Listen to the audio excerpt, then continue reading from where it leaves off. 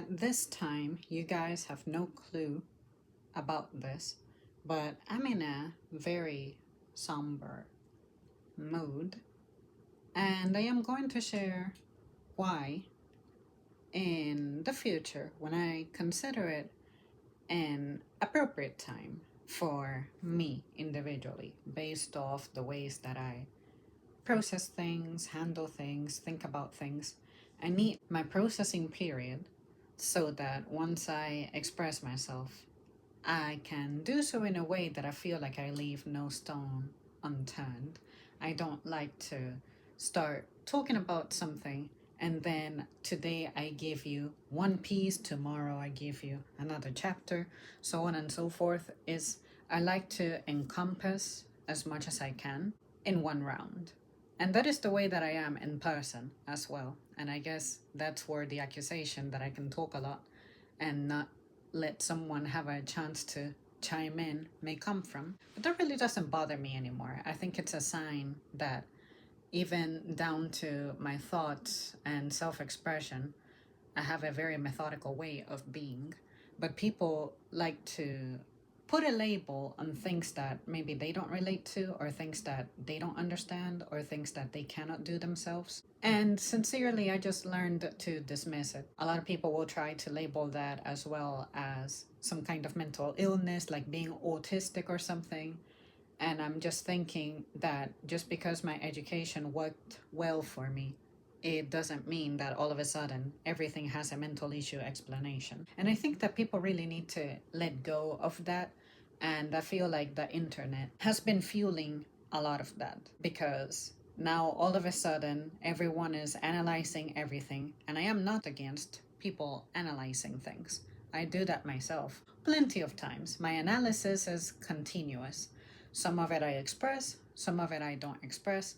But I also think over analyzing is giving you a sense of crediting yourself with abilities that you're not necessarily qualified to be practicing as someone that may have a license to practice those kinds of exercises, those kinds of skills. And even if the internet has resolved things in the past, can't dismiss their achievements, and we gotta give credit where it's due. Again, I think it can become a little bit of a dangerous pattern to suddenly take ownership of things that your fascination with it led you to, I guess, honing your skills, but it's not in a way that's polished. It's not in a way that you could say has gone through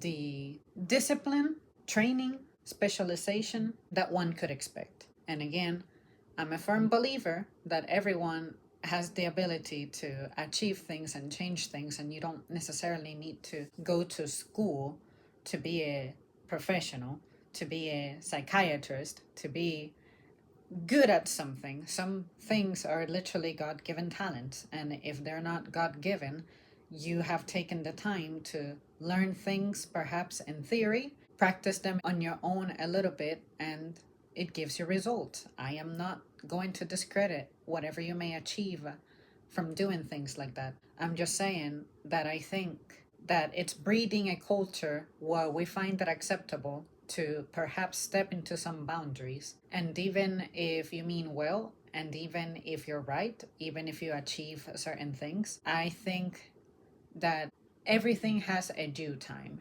and that needs to be respected. It's not like you should turn this into a hobby that you mindlessly indulge in and exploit a situation, exploit a cause just because you happen to be gifted at analyzing things. At some point, you have to show restraint. Because let me tell you guys, it may not look like it, but there's a lot of topics that I personally restrain myself from, and it's simply out of respect for what that matter is, what that subject matter is. It doesn't mean I don't have an opinion. It doesn't mean I have never been educated on it. It doesn't mean my beliefs don't align with it or don't allow me to partake in it. Again, boundaries exist for a reason, and you must not forget about those boundaries. But at the same time, if you do so in a way that's very informal and you make that abundantly clear, that's fine. It is the folks who I feel like they take their hobby, you could say, too seriously to the point that it starts to, I guess, influence the masses to where now the masses feel like it is okay for this to be the default way of things. Remember to respect protocols, remember to respect tradition, respect order, respect established things so that information that is put out there is actually truthful, genuine, and it has followed the protocols that protect information from being twisted into something that it isn't. That's ultimately what I'm trying to get to. And sometimes when you are not a professional, when you're not specialized at that, you may miss a critical point that someone who does this in a focused way wouldn't have missed. Therefore, it wouldn't have had a negative result, or at least it would have minimized the potential for things to get out of control. So, anyways, I thought I would ramble about that because what I'm going through right now has led to a series of commentaries that I remember I, as a participant of something else under someone else's subject, someone else's topic, someone else's experience, I expressed an opinion in which I was like, this is me judging from what I have seen, I have heard, I have experienced, I have felt, I have gone through. Me. Just so we're clear, I am wondering if this situation is also suffering from the same curse, from the same fate. I did not just assure you that just because I have gone through something like this, because what you're going through reminds me of myself, that it is exactly like what I'm going through or what I have gone through. It's, I have experienced things that make me wonder if perhaps this is what you're going through.